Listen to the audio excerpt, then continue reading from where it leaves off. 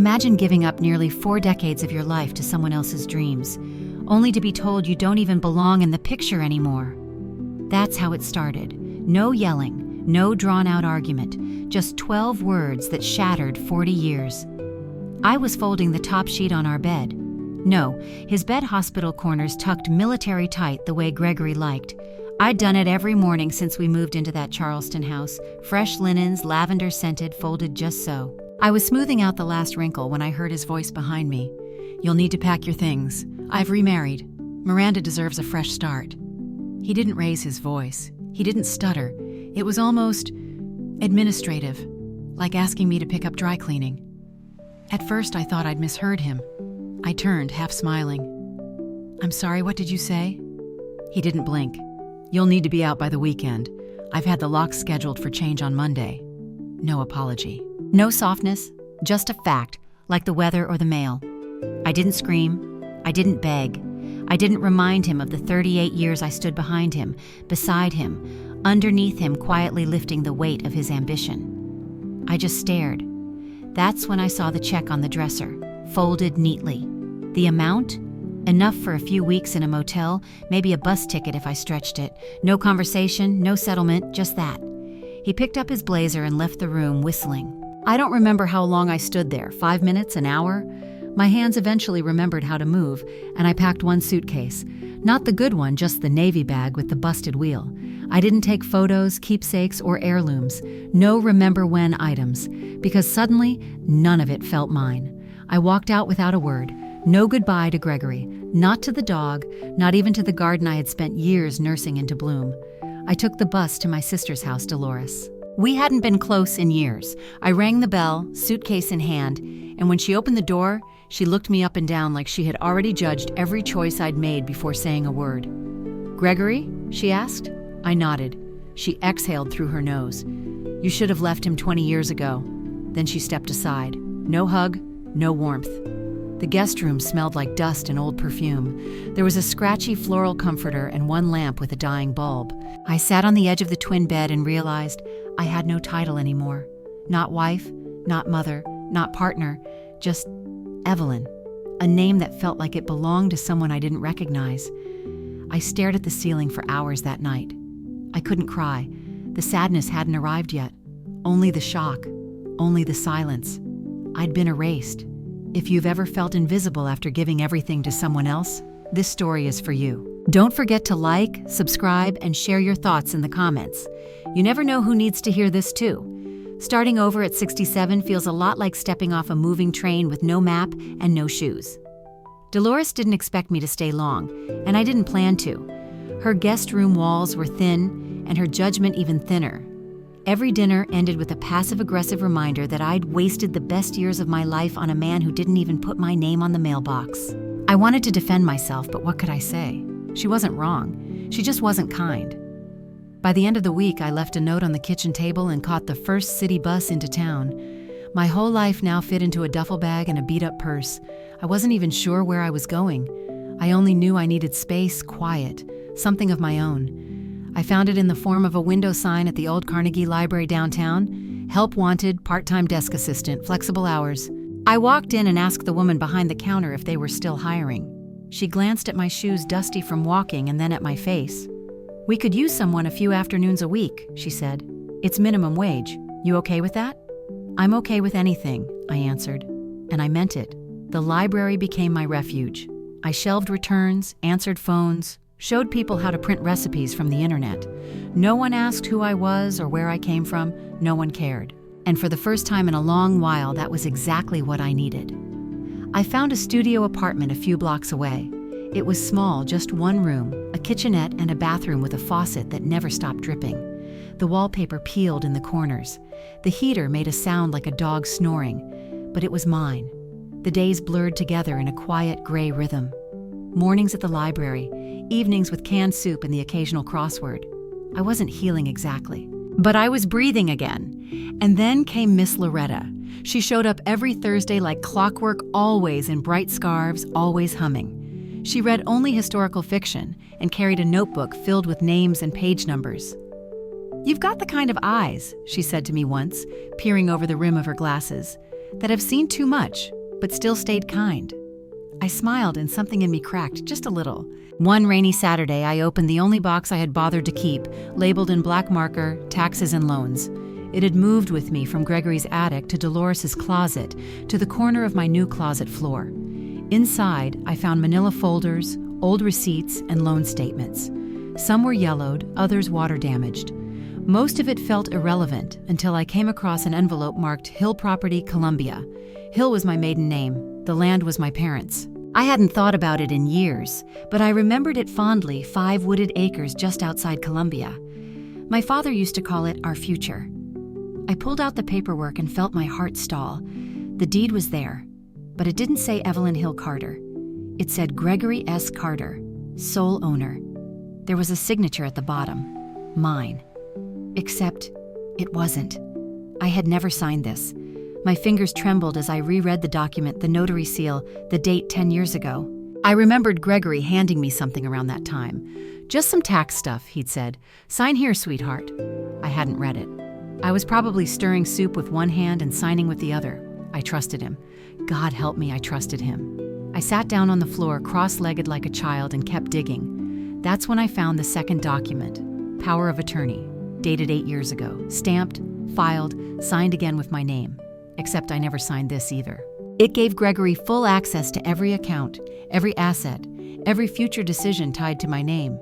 It made him the legal ghostwriter of my life, and he'd done it while I was still making his coffee every morning, still folding his shirts, still showing up for him at fundraisers and introducing him with pride. He hadn't just left me, he erased me while I was standing right beside him. I put the papers back into the envelope, my hands stiff from shock. I looked around my little apartment, bare walls, a secondhand love seat, a half-drunk mug of tea gone cold, and I felt something strange. Not sadness, not rage, clarity. The kind that doesn't roar but settles deep in your bones, the kind that whispers, "You're not crazy. He did this, and you're not done yet." That night, I couldn't sleep. I lay awake, the ceiling fan humming above me, the documents on the coffee table like a ticking clock. For the first time in months, maybe years, I didn't feel invisible. I felt aware. And that was the beginning. I didn't want a war. I wanted the truth to speak for itself. But truth has to be uncovered first carefully, like bones from a forgotten grave. And I was ready to start digging. The first person I called was Diana Lynn. We hadn't spoken in years, college roommates, back when I still thought I'd go into nonprofit advocacy. She became a lawyer. I became invisible. She answered on the second ring. "Evelyn, I need to show you something," I said. "It's important." She didn't hesitate. "Come by Saturday, bring everything." I packed the forged deed and power of attorney form into a grocery bag, nothing dramatic, just what I had. I brought them to Diana's kitchen table, still sticky with her children's cereal bowls and a scent of burnt coffee lingering in the air. She read in silence. Her eyes didn't widen, her hands didn't shake. She just nodded, slow and deliberate. "This is criminal," she said. "You have a case, and it's a strong one." I nodded too, but not out of relief. "I don't want courtrooms," I told her. "I don't want headlines or pity or my name on billboards." "Then what do you want?" "I want him to know that I know. I want the world he built to question him the way I should have. I want the foundation to crack under the weight of his lies." We started simple. I bought a cheap secondhand laptop and set up an email address, eCharleston74, no name, no signature, just initials and scanned documents. Diana helped me organize everything I had: deeds, financial records, business filings, even loan statements from the early years when I paid the bills, while Gregory pitched dreams to investors over wine I couldn't pronounce. Each week I posted something small, harmless looking, almost too subtle in Charleston real estate forums and anonymous business ethics blogs. Interesting how a land deed originally belonging to the Hill family ended up transferred without probate. Anyone remember that?